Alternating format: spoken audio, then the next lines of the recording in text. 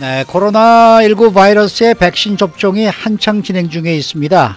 하지만은 백신의 부족과 예약의 어려움으로 백신 공급에 우려를 낳고 있는 가운데 워싱턴 정가는 트럼프 대통령의 탄핵 무효가 최종 결정됨에 따라 3차 경제 구제안에 좀 더 집중할 것으로 보이고 있어 바이든 대통령의 1조 9천억 규모의 이 3차 경제 구제안이 이달 말경에 최종 결정될 것으로 예상이 됩니다. 오늘은 지금 논의되고 있는 3차 경제 구제안의 내용과 지금까지 업데이트된 내용을 기초로 그 전망을 알아보도록 하겠습니다. 지금 전화에는 ABC 회계법인의 안병찬 대표 연결되어 있습니다. 안녕하십니까? 네, 안녕하세요. 네, 이 3차 경제 구제안에는 많은 분들이 기다리고 있는 경제지원금 1,400달러가 들어있는데요. 특히 경제적으로 어려운 분들은 이 지원이 언제쯤이나 이루어질까 상당히 궁금해하고 있습니다. 어떻게 진행이 되고 있습니까? 네, 말씀하신 대로 워싱턴에서는 이제 그 트럼프 대통령 탄핵건이 이제 무효화되면서 이제는 이제 의회에서 3차 경제 지원에 좀 집중할 수 있는 그런 환경이 조성이 되었어요. 네.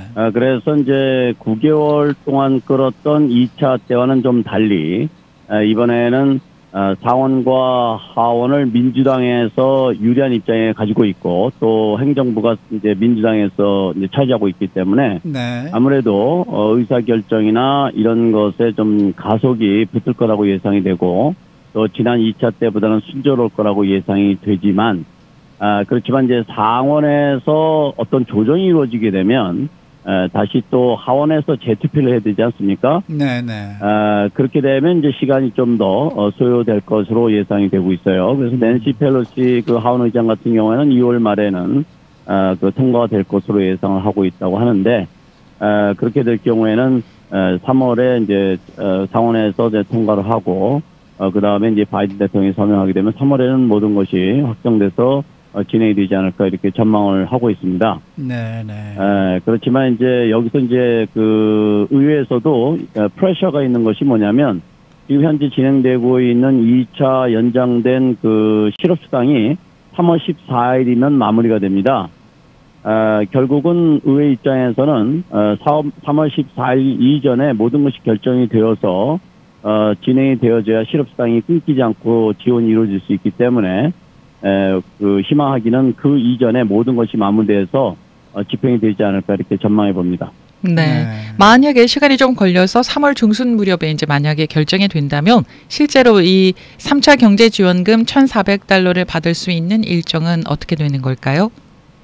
네, 우리가 이미 1차와 2차 때 경험했던 것처럼 이 경제지원금, 스티뮬러스책을 지원하는 방법은 세 가지가 있습니다. 하나는 direct deposit, 그리고 다른 하나는 이제 수표로 지급하는 거, 네. 그리고 이제 또 다른 하나는 데비트 카드라고 불리는 EIP 카드. 이렇게 이제 세 가지 방법이 있는데 direct deposit 같은 경우에는 국세청에서 발표하기를 확정이 되면 빠르면 일주일, 늦어도 2주일 안에는 받게 된다라고 그 발표를 하고 있고요.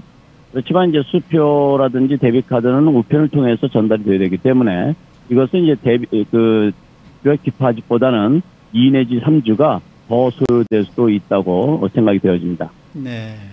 이렇게 될 경우에는 3월 중순 이전에 모든 것이 다 끝난다고 하면 빠를 경우에는 이제 3월 하순부터 중순 지나서부터 받기 시작해서 3월 하순, 늦어도 4월 초순에는 대부분 받게 되지 않을까 이렇게 전망해 볼 수 있습니다. 네.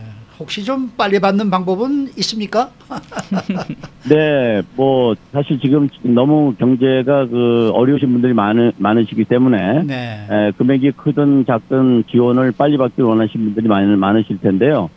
여기서 이제 우리가 생각해 봐야 될 게 뭐냐면 1차와 2차 때 디렉트 디파짓으로 바로바로 받으셨던 분들은 그대로 계시면 될 것 같다고 생각이 되어지고요. 다만 1차나 2차 때 수표로 받거나 데비카드를 받아서 못 받았거나 또 받는데 어려움이 있었거나 스틸 에러가 발생해서 해결이 안 되고 있는 분들 같은 경우에는 이 3차를 빨리 받는 가장 좋은 방법은 2020년 소득세 신고를 서둘러서 빨리 하는 방법입니다.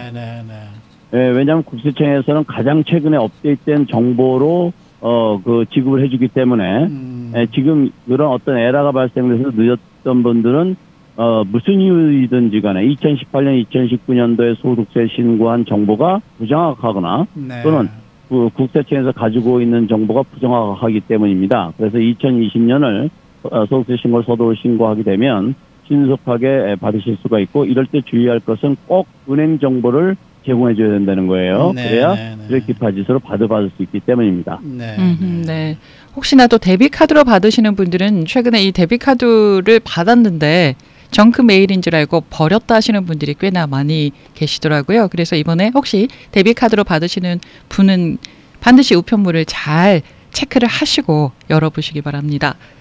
자, 이번에도 지난 1차 때와 마찬가지로 이제 소득세 신고 기간과 맞물려 있는데, 그래서 1차 때는 2018년 소득세 신고를 기준으로 한다고 했다가 2018년과 2019년 것을 기준으로 이제 지원 결정하는 것으로 변경이 됐었는데요. 이번에는 어느 해 소득세 신고를 기준으로 결정하게 되는 겁니까? 네, 그렇습니다. 지금 말씀하신 것처럼 이번에도 1차 때와 상황이 지금 비슷하게 맞물려 가고 있는데요. 네.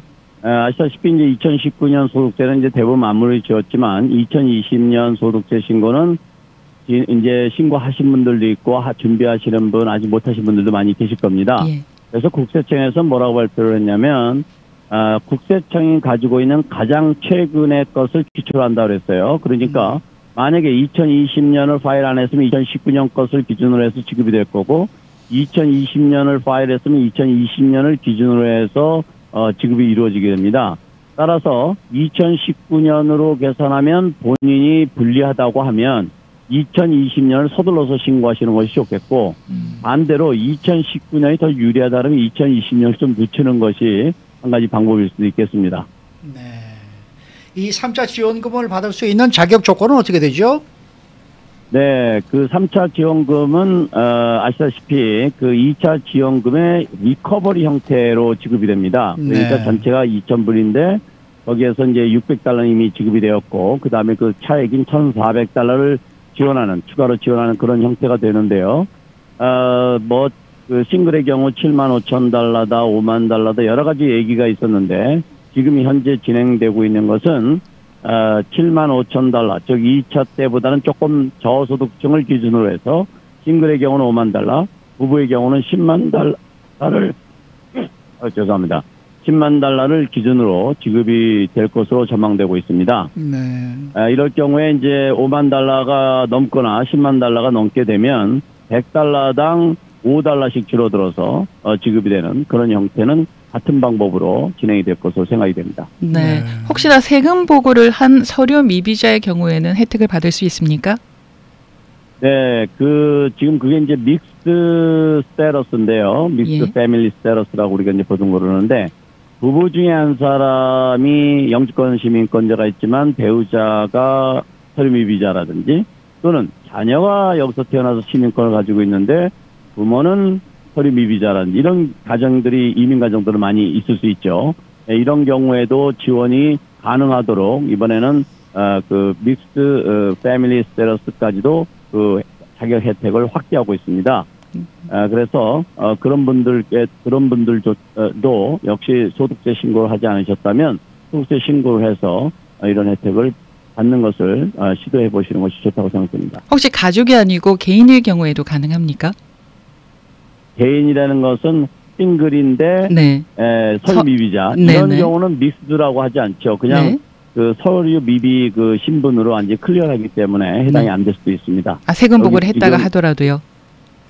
네? 세금 보고를 다 했다고 하더라도 서류 미비자는 그렇죠. 해당 사항이 안 된다. 그렇죠. 예. 네. 예. 그러니까 이제 보통은 서류 미비자 중에서 또 둘로 나눠집니다. 소셜 번호가 있으신 분이 있고 없으신 분이 있고요. 예. 그래서 일반적으로 소셜 번호가 있으신 분들에게는 지급되는 경우도 있을 수 있어요. 그래서 보통 같은 서류 미비자라 하더라도 소셜 번호가 있어서 소득세 신고하신 분들은 받게 될 수 있고, 그런 반면에 소위 말하는 TIN, Taxpayer Identification Number만 이용해서 신고하신 분들은 못 받으실 수도 있습니다. 다만 부양가족이 되었던 또는 부부 중에 한 사람이 소셜 번호가 있어서 신고하게 되면 그런 분은 혜택을 받으실 수가 있어요. 네. 자, 이 부양가족 지원에 대해서 관심이 참 많은 것 같은데 1차 지원금, 2차 지원금은 17살 미만 자녀들에게 지급이 됐었단 말이에요. 이 3차는 네. 어떻습니까?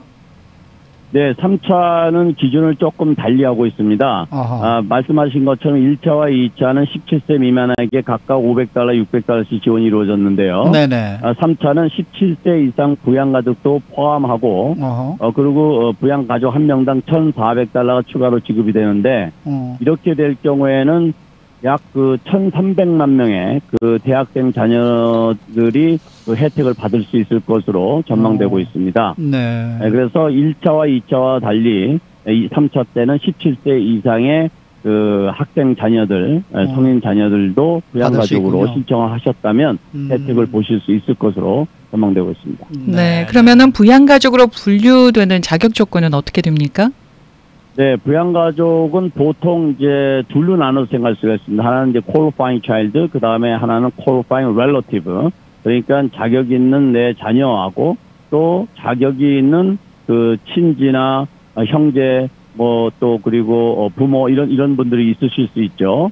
그리고 양자녀까지 포함해서. 그래서 이제 내 qualifying 자녀, 내 자녀일 경우에는 19세 미만일 경우에는 다 qualifying 자녀로 들어가고, 그 다음에 24세 미만이면서 19세는 넘지만 24세 미만인 학생들도 해당이 되고, 그리고 만약에 혹시 자녀 중에서 영구적 장애가 있을 때 나이 제한이 없이 모두 qualifying child로 분류될 수가 있습니다. 이럴 경우에는 다 해당이 되고요. 그 다음에 qualifying relative 같은 경우는 어린이나 어덜트나 다 해당이 되는데, 세금 보고에서 부양가족 조건이 있습니다. 그 조건에 부합이 되면 돼요. 예를 들면 6개월 이상 서포트를 했다든지 하는 그런 조건이 만족되어서 내 소득세 신고에 부양가족으로 신청을 했다고 하면 내 친자녀가 아니다 하더라도 자격이 지워진다, 이런 말씀이 되겠습니다. 네. 이번 3차 지원금은 지금 원래 말씀하신 대로 $2,000를 지원하기 위해서 2차 경제지원금 $600에 이제 추가로 $1,400를 지급하는 그런 형태 아니겠습니까? 네, 그런데 그렇습니다. 이제 문제가 뭔가 하면은 2차 지원금 $600를 아직도 받지 못한 사람들이 많단 말이에요. 그러면은 그렇죠. 2차 지원금을 받지 못한 사람들은 $2,000를 한꺼번에 받게 됩니까?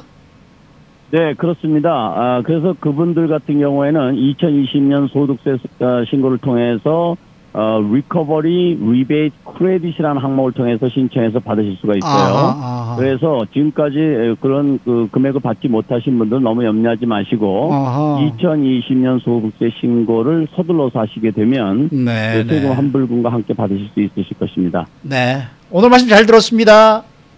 네, 감사합니다. 네, 지금까지 ABC 회계법인의 안병찬 대표와 함께했습니다.